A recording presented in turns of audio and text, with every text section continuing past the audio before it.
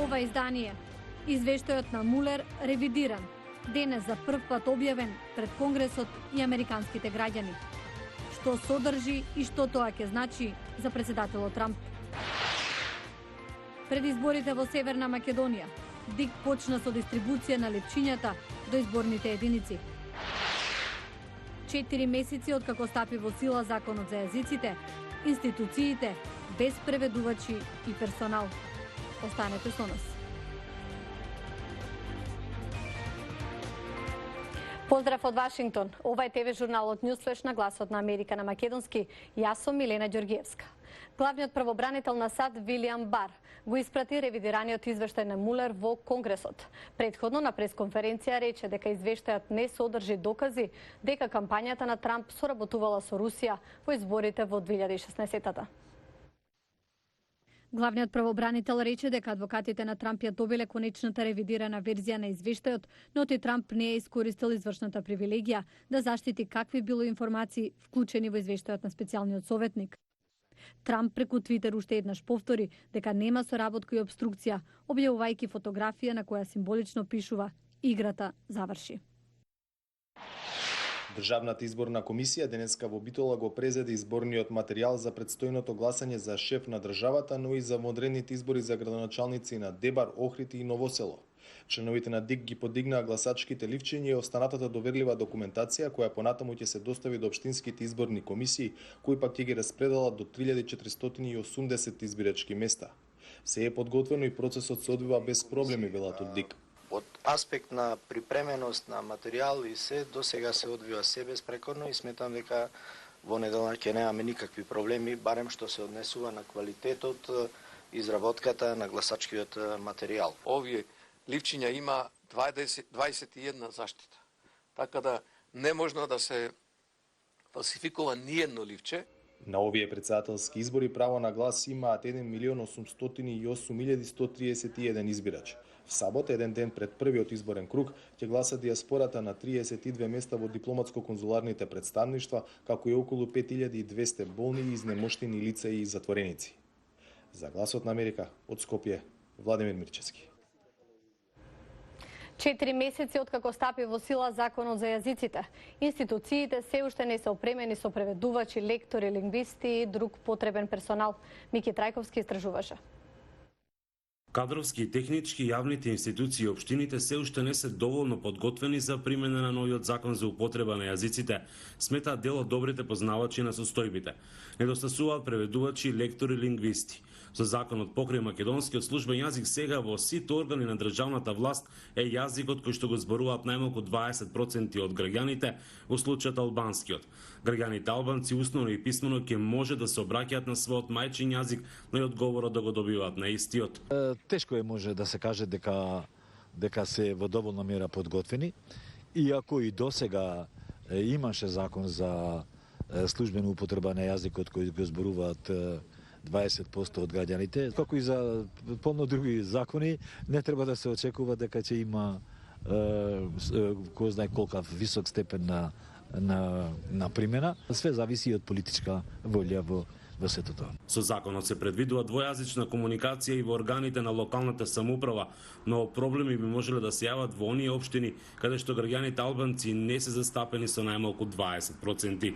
Настанува проблемот кога некој од друга општина, кој што е во тие 20%, кој што би поднесел барање на својот јазик, затоа што и тој е службен јазик, како би одговорила општината.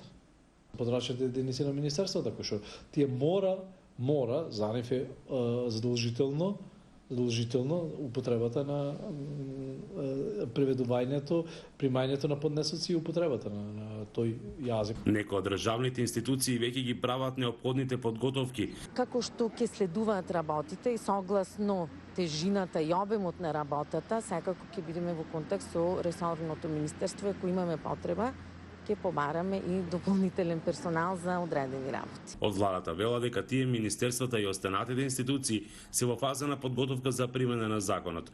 Роковите за имплементација били утврдени во самиот текст и тие се 6 месеци по неговата објава во службен весник.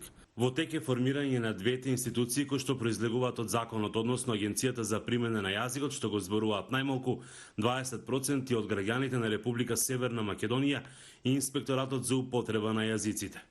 Од седницата на единици на локална самоуправа ЗЕЛ звела дека засега не било разговарано на нивните тела и органи по однос на примената на овој закон. Од Охрид за Гласот на Америка, Мики Трајковски. А изборите за Европскиот парламент во мај ќе бидат тест за рейтингот на унгарскиот премиер Виктор Орбан, кого критичарите го споредуваат со Путин.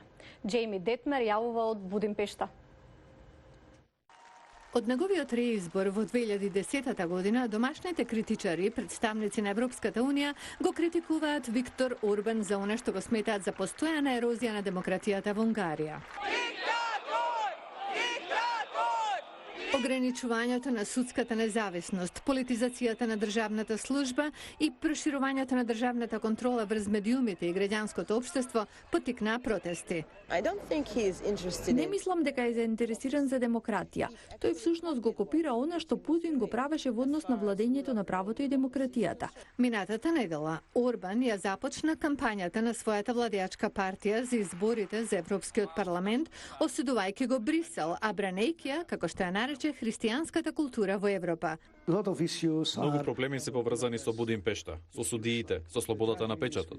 Опозицијските политичари признаваат дека Орбан има цврста поддршка, но посочуваат и дека минатата година на парламентарните избори во Унгарија, на кои победи партијата на Орбан, повеќе луѓе гласале против него. Тој навистина го разбира менталитетот на унгарските гласачи. Ја игра улогата на борец за слобода во земја каде луѓето се особено горди на нивната историја. Сите наши херои се борци за слобода. Оваа година Орбан се пресели во нова канцеларија со поглед на унгарскиот парламент.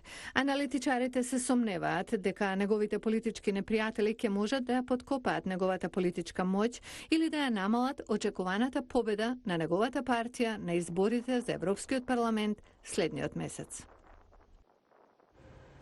Зелениот нов договор и прашањето за климатските промени го поделија Вашингтон. Сепак, некои сојузни држави преземаат акции. Стив Барагона со деталите. Температурата во западен Масачусетс е под 8 целзиусови степени, но тоа не ги стопира подготовките за оваа фарма од 8000 соларни панели. Долгогодишниот електричар Ед Мартел вели дека соларната инсталација се одвива постојано изминативе неколку години. Мислев дека ќе биде краток успех од пред неколку години, но гледам дека бројот на соларни панели постојано се зголемува. Мартел вели дека овој подем е добар за електричари како него. Според него, индустријата се зголемува во време кога нема многу друга работа. Масачусетс сега е трета поред сојузна држава во САД по отворење соларни работни места, зад Калифорнија и Флорида. Во главниот град Вашингтон пак, дебатата за климатските промени е поделена меѓу демократите, кои бараат да се стави крај на фосилните горива, и републиканците, кои веруваат дека такви предлози ќе ги уништат работните места. Во Масачусетс ова не е политичко прашање. Иако некогаш се разидуваме за конкретни политики, сепак ја разбираме науката. Сојузната држава постави цел во 2008 година да се скрати емисијата на гасови на стаклената градина за 80% до средината на овој век.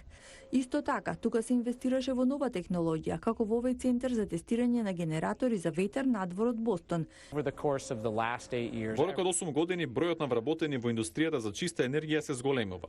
Тоа не значи дека само што инвестирањето во чиста енергија е добро за животната средина, туку има и економски бенефит за Масачусетс. Индустријата за чиста енергија сега вреди 13 милиарди долари, вработувајќи 110.000 работници. Економијата порасна за 20% од 2000 година, додека емисијата на гасови на стаклена градина опадна за 22%.